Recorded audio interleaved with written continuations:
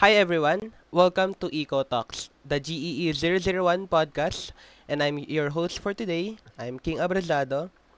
So, this isn't your typical classroom talk. We're keeping it chill, honest, and maybe a little messy. So, from the name of our podcast, Eco Talks, we wanted to talk more about on the environment. So, so for our dry start lang. Uh, I'd like to ask you for a few question lang. Parang, how is your relationship with nature? Personally kasi sa akin, kapag nasa city ako, parang feeling ko nakaka-drain kapag naririnig yung maingay na horn ng mga vehicle. And usually kapag nasa recto, ang ingay talaga dun. Parang pagbaba mo pa lang ng station, drain na drain ka na. Pero kumpara naman sa kapag nasa probinsya ako o nasa park ako, surrounded with trees and halaman, ah, mas gumagaan yung pakiramdam ko. Para sa akin lang ah. Kayo ba? Para sa akin naman, kasi ako as a motorista, madalas ako nasa daan so I get to see nature in a different way. Kunwari habang nagmomotor, ramdam mo talaga yung sa city kunwari, yung hangin. Alam mo yung mabigat yung hangin like puro usok. Tapos Mm. 'pag sa province like puro fresh na hangin and parang fresh environment, parang nakakaano, parang maluwag sa baga mo, 'di ba? Oh. Iba rin yung vibe na ano no, vibe na nasa traffic ka, tapos iba rin yung vibe na Oo, long ride ka lang dun sa probinsya. same. Parang solo mo yung daan, 'di ba? So ikaw ano? Sino ba ikaw? Kaya? Siguro sa akin yung sa considering yung yung sinabi rin ni Reggie na nagmomotor. Nagmomotor din kasi ako. Pansin ko lang sa sa nature kasi yung init talaga eh, sobrang init. Lalo Oo, na pag 'no? umaga sa school papasok. Totoo. Then pero Tumatagos eh. yung pero yung naman, pero pag nakaandar ka na, parang na eh, okay na eh. Malamig, lalo na pag nakataas yung visor mo, malamig sa mukha, okay naman. Hmm. Ayun. Nakapag-jacket lang din naman ako. Kaya di sobrang init. Ikaw Duko. Yep. So yung sa akin naman, sa tingin ko kapag nasa probinsya, parang medyo slow lang yung pacing, parang chill lang, wala masyadong ginagawa. Pero pagdating dito sa Manila, parang medyo fast-paced yung buhay, parang madaming gagawin, madaming pwedeng gawin, lalo na tuwing sa nightlife, and of course yung sa mga work. At siguro yung din, yung sa probinsya medyo tahimik lang talagang rinig mo. Kaya nga mas rinig mo yung mga crickets doon, 'di ba? Like, and Totoo. such. Dito naman sa Maynila puro busina, ganyan. Busina ng mga sasakyan. Yun ang overall ko na thoughts sa Parang tag mo dito. Iba naririnig mo, tao naririnig mo dito sa sa city, tapos maingay ganyan, puro more on sigawan. nature. Ikaw Justin.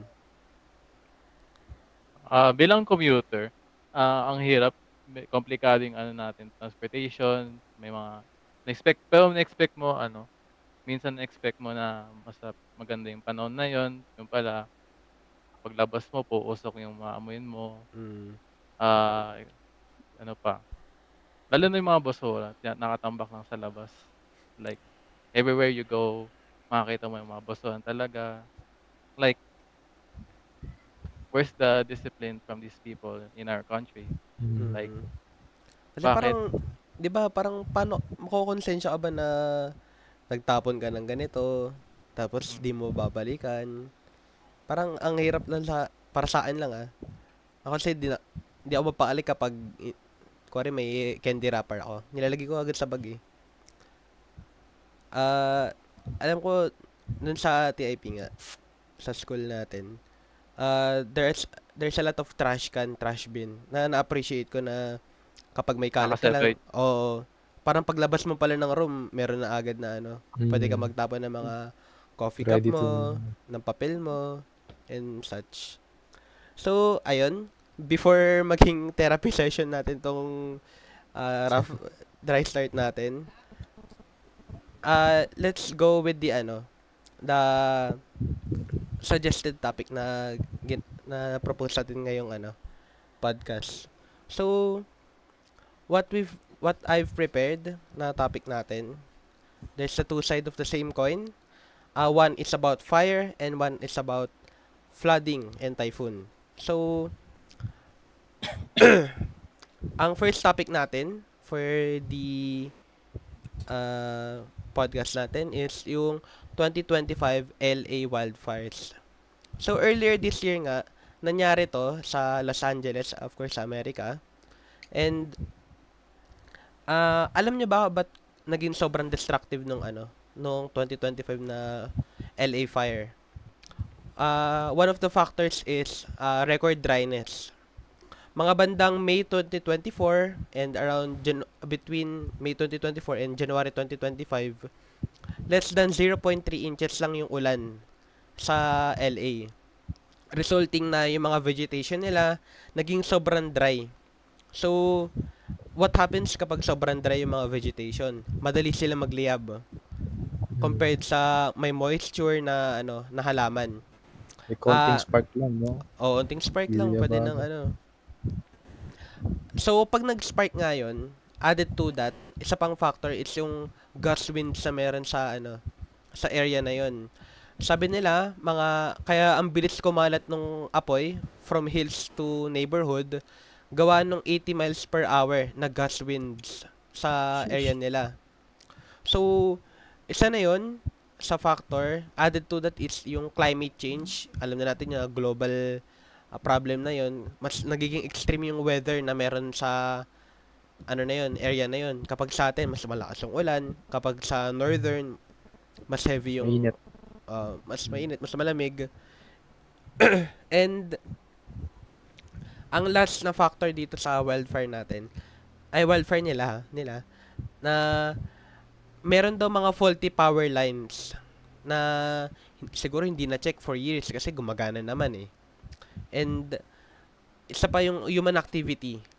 Dahil nga malapit sila sa dry vegetation, isang liyab lang yan, isang sigarilyo lang, isang maliit na wildfire lang na ganun, pwede na mag-struck ng ng malaking sunog gawa din ng winds. So ayun, dahil nga combination ng overall neto, combination ng extreme weather, combination ng human activity, and combination of urban planning, and nag-result nun sa sobrang devastating na wildfire. So, I have here questions lang to ma-open up lang yung natin, yung perspective natin. First question, kahit sino sa inyo, pwede rin ako magbigay ng opinion. If you were living in one of the neighborhoods affected by the LA wildfires, how do you think you'd respond emotionally and practically? Ito, sa emotionally and practically, of course, mauuna yung yung damdamin mo eh. Nasunugan ka.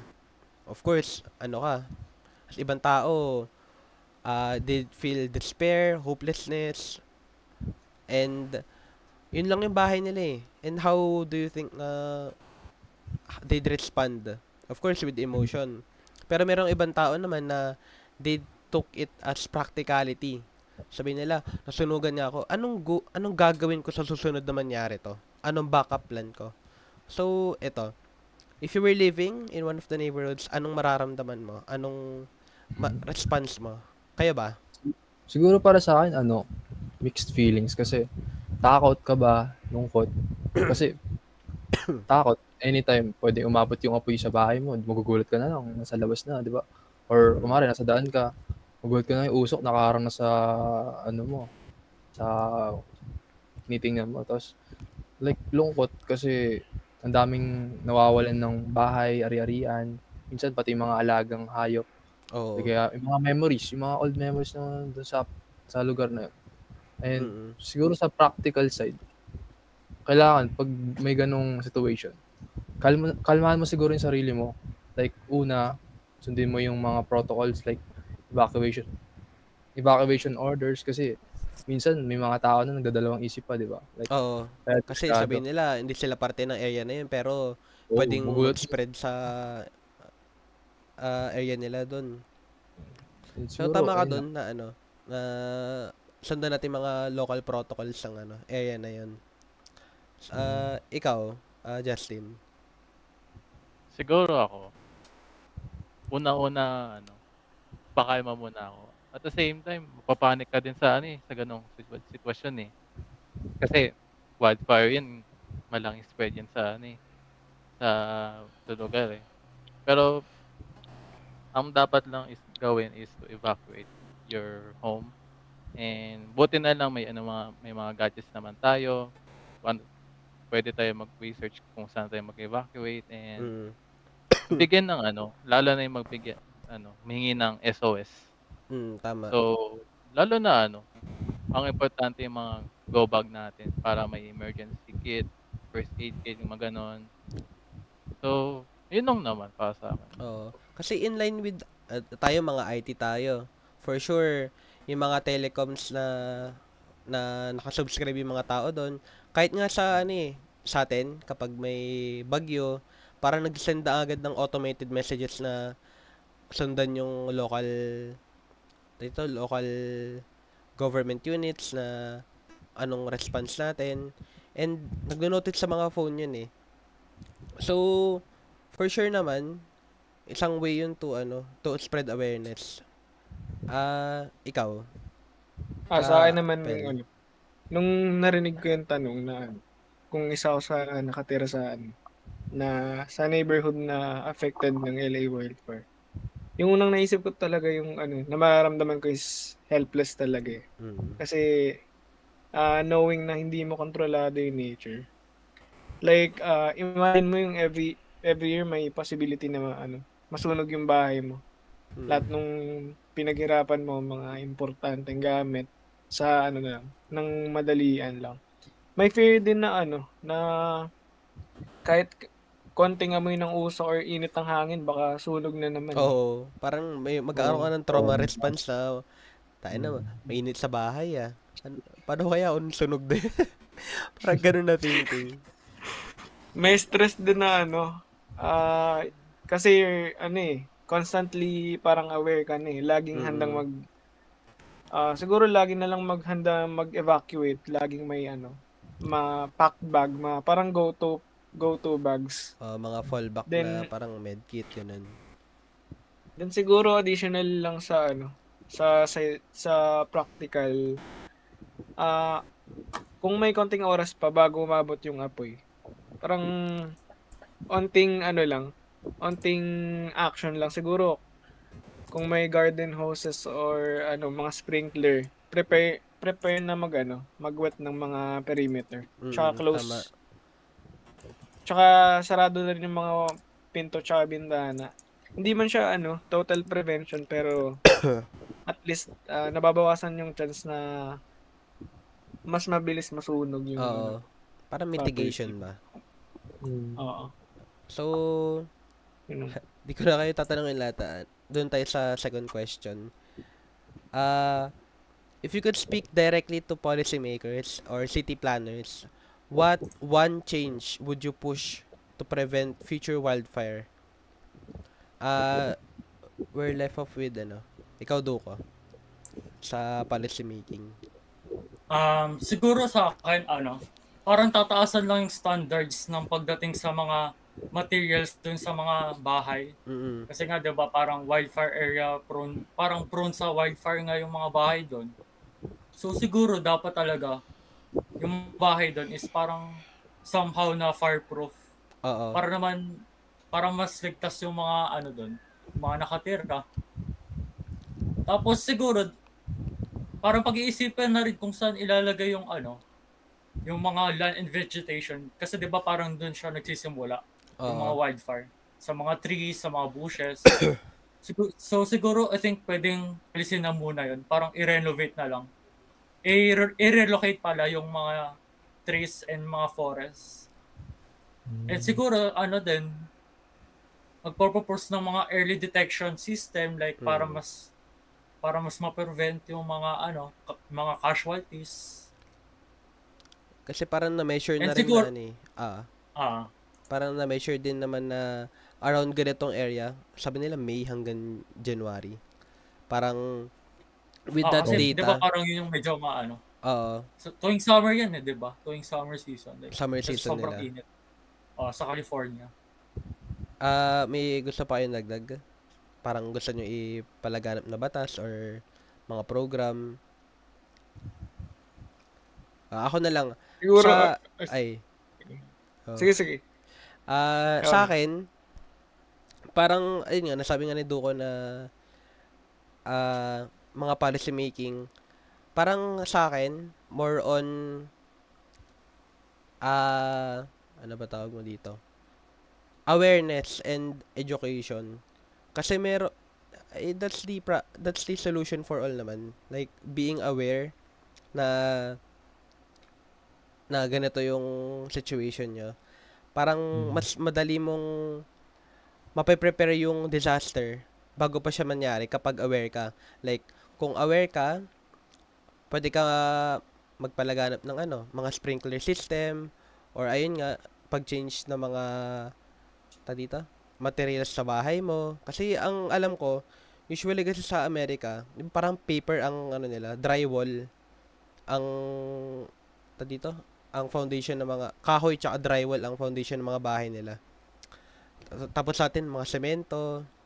Parang gawin ba architectural wise. Gawin nila yung makakain nila na na prevention dun sa part na yun. Ano sa'yo, Pel? Doon na lang sa additional na lang sa sinabi mo. Sige yung lang. Siguro parang better land use na lang and yung urban planning. Kasi parang pansin ko lang maraming bahay na fire prone area. Sa mga forest dyan sa hills. Siguro kung ako, ipupush ko na may parang stricter na zoning laws. Meaning hindi basta-basta makapagtayo ng bahay dun. Sa high risk na wildfire zones.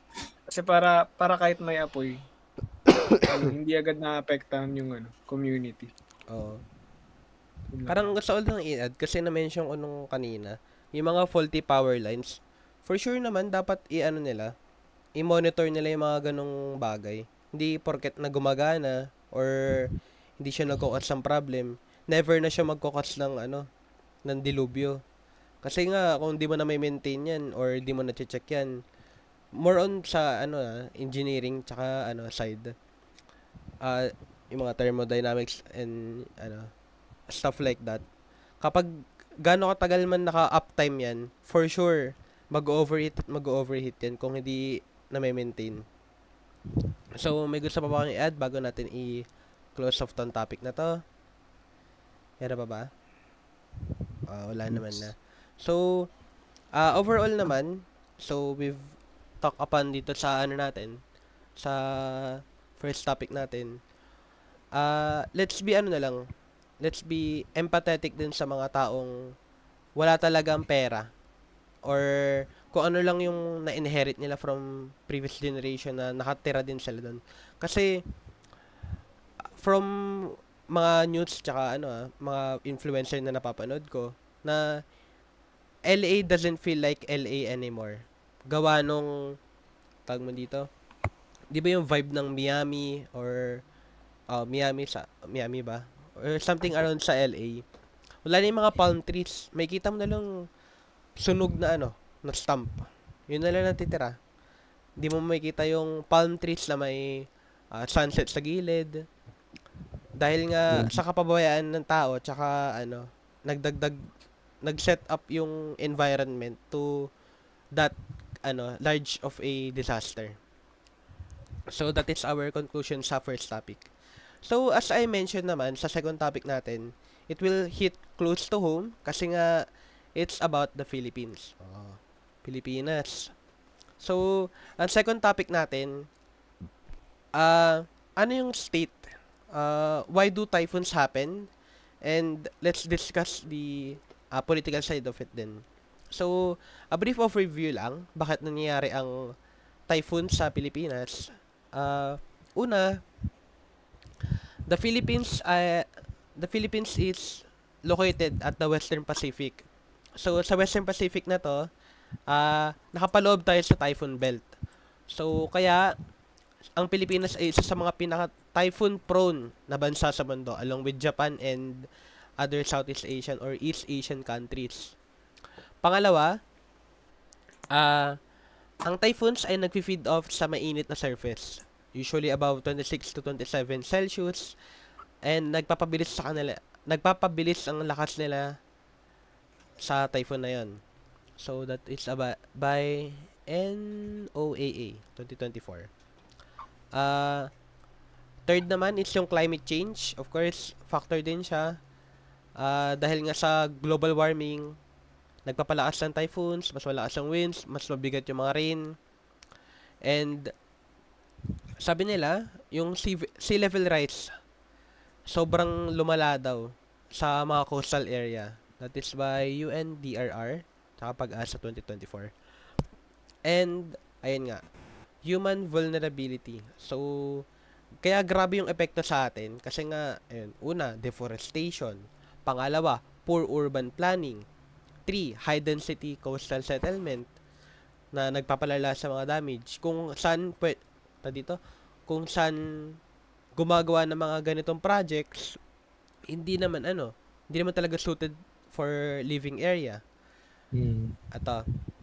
So, imbis na I'll ask you questions, let's dive upon sa political issue. Kasi alam natin ang typhoons are part of nature. Nangyayari na yan eh. Iba-iba lang pangalan sa ibang part ng mundo eh. Kapag sa Amerika, hurricane pangalan nila. Dito, typhoon.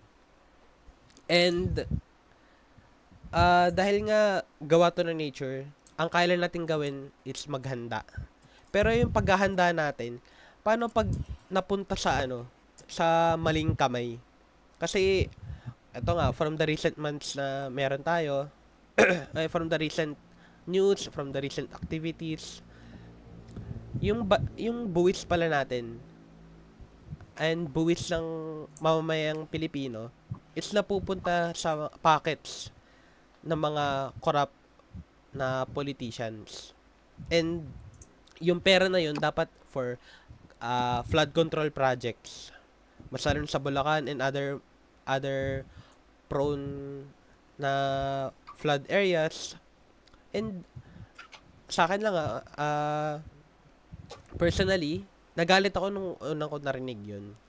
Parang from what I've heard, billions, hindi lang million eh.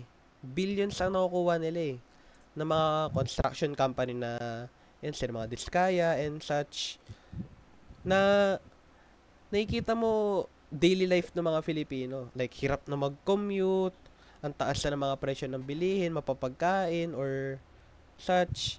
And nakikita mo, namamatay yung mga, namamatay yung, di sila nakakain na maayos. Kahit ako rin, kahit di pa ako nagtatrabaho and such, ramdam ko yung hirap kasi ang mamahal ng bilihin eh. Kahit dito, kahit anong aspect, from nung kabataan natin, maririnig mo na ganito yung presyo ng candy. Malaki pa nga yung yung 1,000, di ba? Parang makikita mo na dalawang pa yan. 1 linggo, 2 linggo mo magagamit. Ngayon, parang 1 linggo, 3 araw lang eh. Wala din eh. Kahit grocery nga din eh. Kahit konti lang bilhin mo, umabot na ng 1,000 eh. Oo, pag nag-grocery ka, tas malalaman mo na yung tax na inokolekta nila doon na accumulated, may 100 billions or such, mapupunta lang sa pocket nila. Habang kapag nag-flood, ang daming namamatay. Kayo ba, anong parang unang initial reaction nyo nung parang nag-came into light tong mga flood control na allegations na to or napatunayan, Sino ba? Ay, kayo, sino ba? Siguro yung take ko dyan na na yung buwis natin na napupunta sa dapat sa flood control projects napupunta sa corrupt politicians. yung pera na ginagamit para protektahan yung community mula sa sa pagbabaha, instead na pupunta sa bulsa ng mga ilang tao sa politika. Parang nakakalungkot lang na hindi lang nawawala yung hindi lang yung pera yung nawawala eh. Pati yung buhay, tsaka yung mga property ng mga Pilipino. Nade-delay yung protection. And rin, frustrating din siya sa akin kasi kahit regular na na nagbabayad ng buwis, hindi natin nakikita yung resulta. Yung flood walls, yung mga pumping stations, yung mga kanal. Meron man, pero half-built siya. Kung hindi half-built, sira. Oo. O kaya Substandard wala yung talaga. Oo. Oo. Dali lang Then, man. Parang Pansin ko titignan mo lang sa din, sige. Sorry. Walang. pansin ko lang din na sobrang unfair kasi mga tayong ordinaryong mga citizens sa Pilipinas.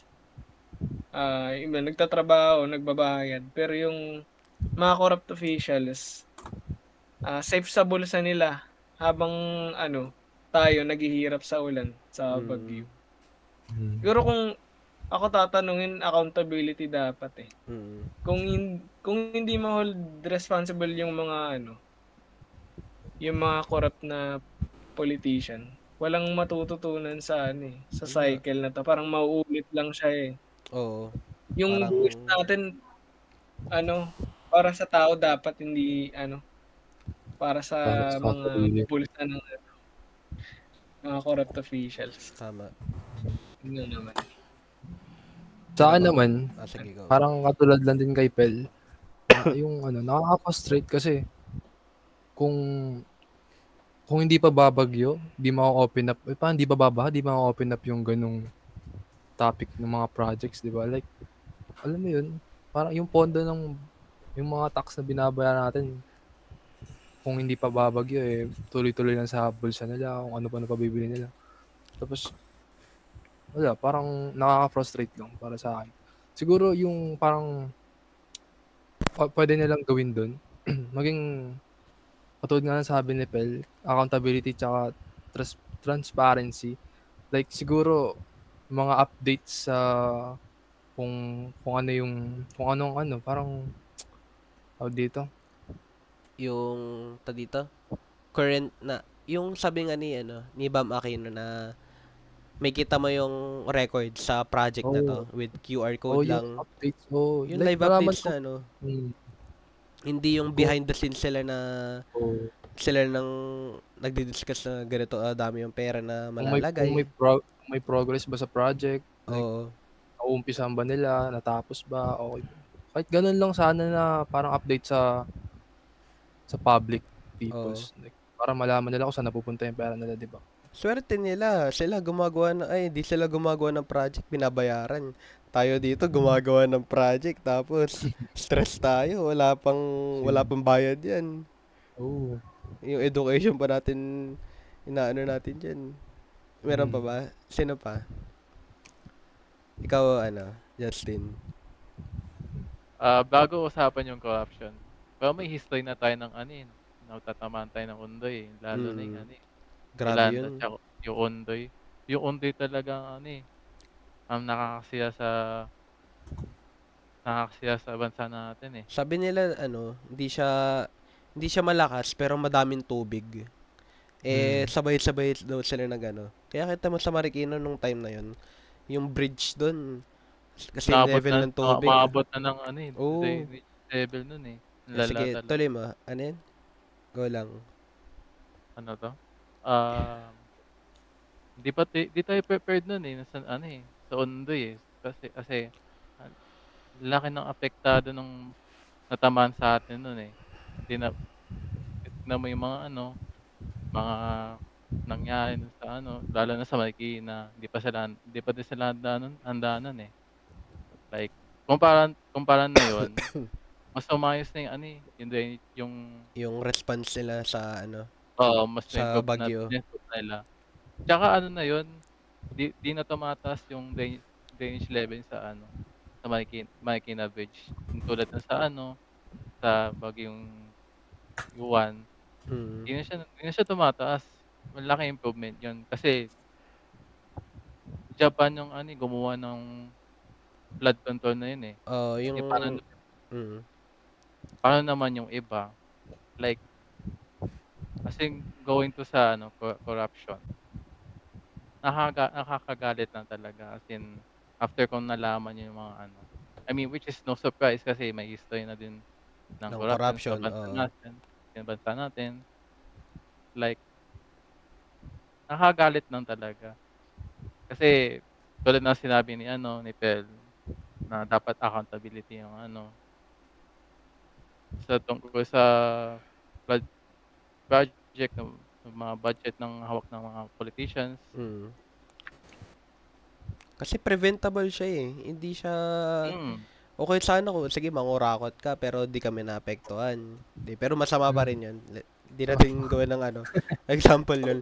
Pero yung mangurakot tsaka may mamamatay na tao sa pinaggagawa mo. Parang yung sabi nga nila na human greed is never insatiable. Hindi siya nabubusog. Kaya yung ganong mentality nila, parang may sasabihin ko may saltik, pero nakakagalit kung ganun man yung thinking nila. And them having a lavish life with our money, the people's money, it's something na unforgivable talaga. Kaya nga, grabe yung iba, death penalty, yan. Which is, Unacceptable talaga. acceptable para sa nila, pero with, current human rights naman, accountability talaga. Yun din yung Mm. ikaw Duko. Ano naman Yung sa corruption, going to corruption. Siguro talagang nung narinig ko siya, parang nalungkot lang talaga ako na talagang billion or trillion talaga yung ninakaw. Like, but hindi million, like, maliit na halaga. Although na mali pa rin siya, pero anong gagawin mo sa billion, di ba? Parang, okay na siguro yung may bahay ka. pakunti-kunti lang eh. Although kahit mali. Pero yung billion, like, anong magagawa mo dun? Sobra-sobra. Parang sobra-sobra na siya. Kaya talagang nalungkot ako. Dahil syempre nga, yung flood control na dapat magsasalba ng maraming buhay, ayun. Napunta lang ng maraming buhay sa kabahay, ayun, talagang nawala. Madaming naapektuhan na Pilipino, ayun lang. Ito naman, so verdict natin dito, panagutin yung mga yung mga politicians sa to or mga project managers na kumukuha from the pocket money. Pero so yun yung verdict natin sa political side and political values. Ano naman yung mga mga pwede nating gawin as a citizen, as a citizen, or ipalagay natin na may power tayo to change something. Ako kasi, if I were a lawmaker or siguro president ng bansa, I'd ask for help for people that actually knows how to do stuff.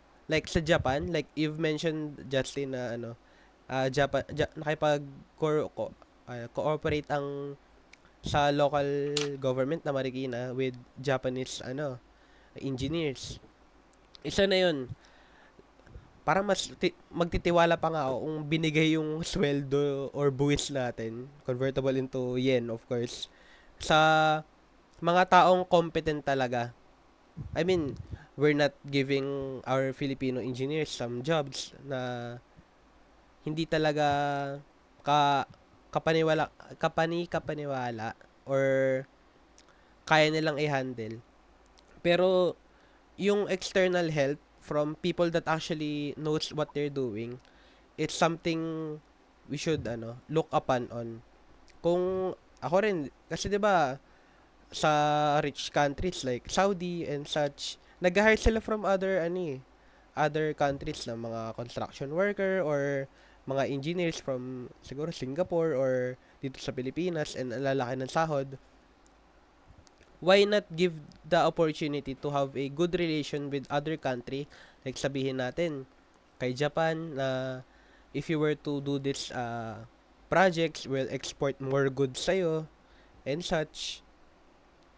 And with national relation, we could solve our problems. Sabihin natin na wala na nga tayong tiwala sa gobyerno natin, pero let's restore that hope na we can solve our problems with the help of others. Actually, with the help of ourselves din. Through voting. Voting pa lang, I'm glad na nanalo si Vico for mayoral position ng Pasig. Kasi nga, nakipagtalo, hindi naman nakipagtalo, pero nakipag-run against si Sara Diskaya for position ng mayor sa Pasig. And how would that led up to kung Siya yung nanalo. kung siya yung nanalo. Kasi mayaman na sila eh. Kung wala kang makikitang program sa Pasig, and them having billions and billions of money without giving back to the country. Ayun lang. So, in short, national relation can solve our problems, but we should took upon ourselves na tayo rin yung maging cause ng pagbabago. May gusto pa ba kayong overall na